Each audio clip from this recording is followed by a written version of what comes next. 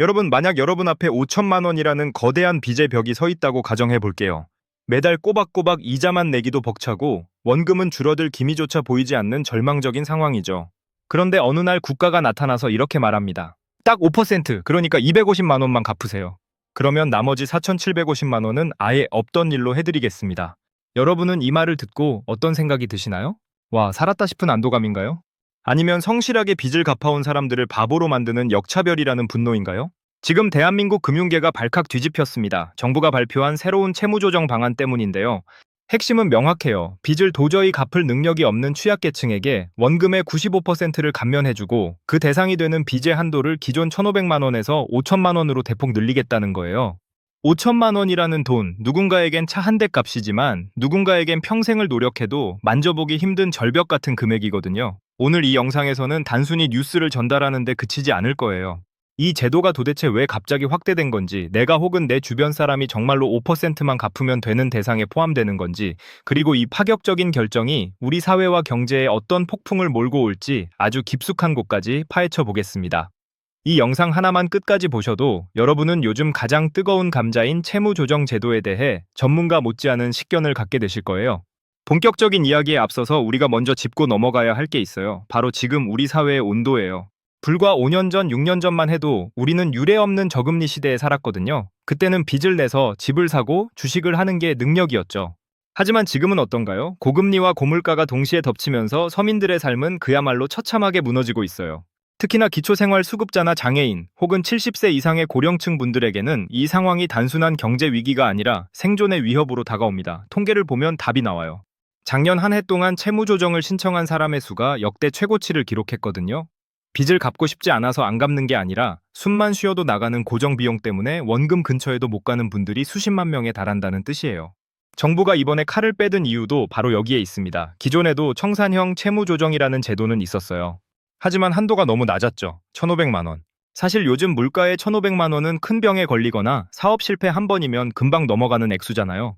한도가 낮으니까 정작 가장 큰 도움이 필요한 사람들은 제도권 밖에서 불법 사금융으로 내몰리게 되는 악순환이 반복됐던 거예요.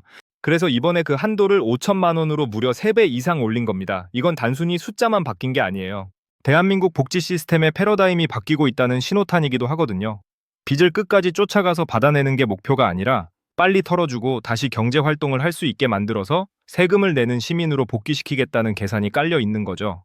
그런데 여기서 궁금증이 생기실 거예요. 청산형이라는 말이 대체 정확히 무슨 뜻일까요?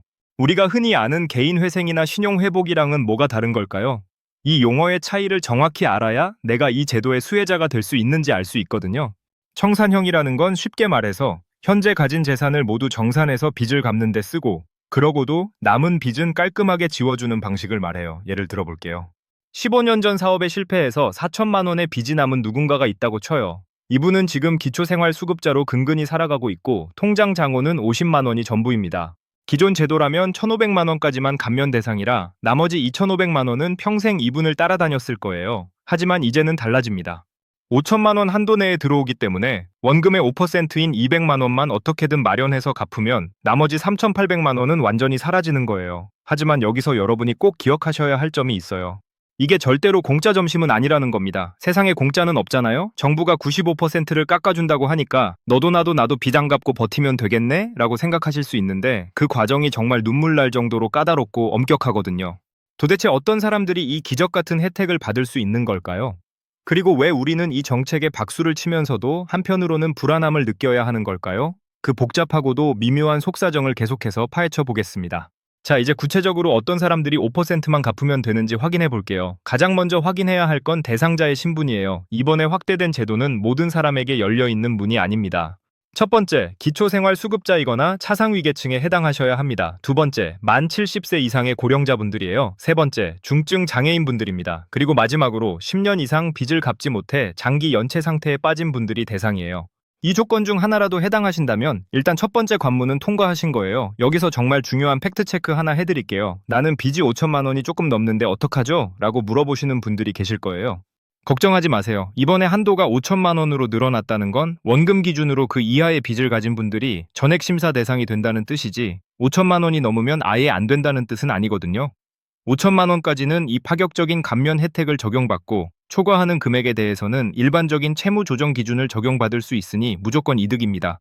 두 번째 관문은 재산 평가예요. 이게 정말 중요합니다. 나는 집도 없고 절도 없어요 라고 하시지만 나라에서 보는 재산의 기준은 생각보다 꼼꼼하거든요. 일단 살고 계신 집의 보증금은 일정 금액까지 보호를 받습니다. 지역마다 다르지만 서울 기준으로 수천만 원 정도의 보증금은 재산에서 제외해줘요. 하지만 그 금액을 넘어서는 보증금이 있거나 본인 명의의 자동차 혹은 작게라도 가입해둔 보험의 해약 환급금이 빚보다 많다면 5% 감면은 사실상 힘들어집니다. 빚을 갚을 잠재적 능력이 있다고 보기 때문이죠.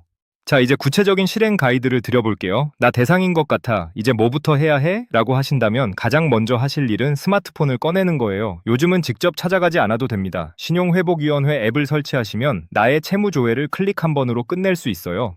내가 어디에 얼마의 빚이 있는지, 그 빚이 금융기관에 있는지, 아니면 이미 대부업체로 넘어갔는지 한눈에 알 수 있거든요. 조회가 끝났다면 상담 예약을 하셔야 합니다. 여기서 팁을 하나 드릴게요. 전화 상담보다는 직접 방문 상담을 추천드려요.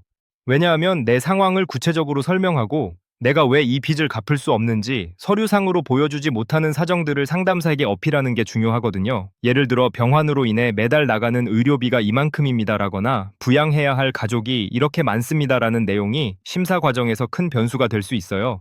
하지만 주의해야 할 점도 분명히 존재합니다. 가장 많은 분이 실수하시는 게 상담을 받기 직전에 급하게 돈을 빌리거나 재산을 처분하는 거예요. 어차피 빚 탕감 받을 거니까 일단 대출 좀 더 받아서 쓰자라고 생각했다가는 큰 코 다칩니다. 최근 6개월 이내에 발생한 대출이 전체 빚의 30%를 넘어가면 고의적인 파산으로 간주해서 신청 자체가 기각될 수 있어요. 또 재산을 가족 명의로 급하게 돌려놓은 기록이 발견되면 5% 감면은커녕 평생 채무조정 제도를 이용하지 못할 수도 있습니다. 자, 이제 여러분과 함께 가장 뜨겁고도 민감한 이야기를 나눠보려고 해요. 바로 도덕적 해이 문제입니다. 성실하게 살아온 사람들을 바보로 만드는 정책 아니냐는 비판, 충분히 일리가 있습니다.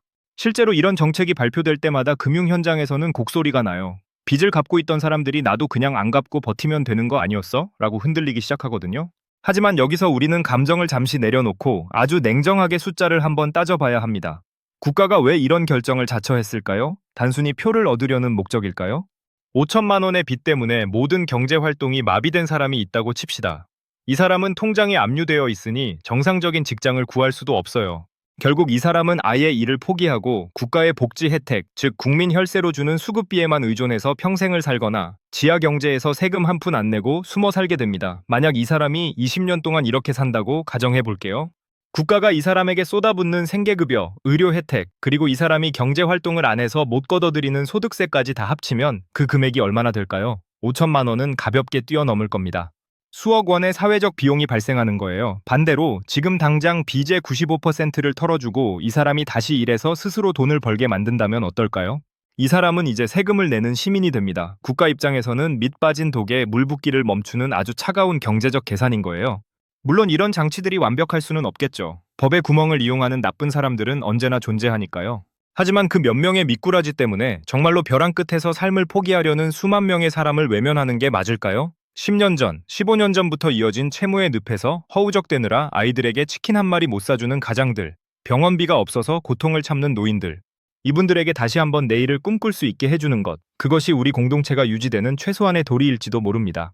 이제 많은 분이 두려워하면서도 궁금해하는 지점을 짚어볼게요. 빚을 탕감받고 난 뒤에 내 인생은 어떻게 될까 하는 부분이에요. 95%나 깎아줬으니 국가가 내 이마에 낙인을 영원히 찍어두는 건 아닐까 걱정되시죠? 결론부터 말씀드리면 아니요, 그렇지 않습니다.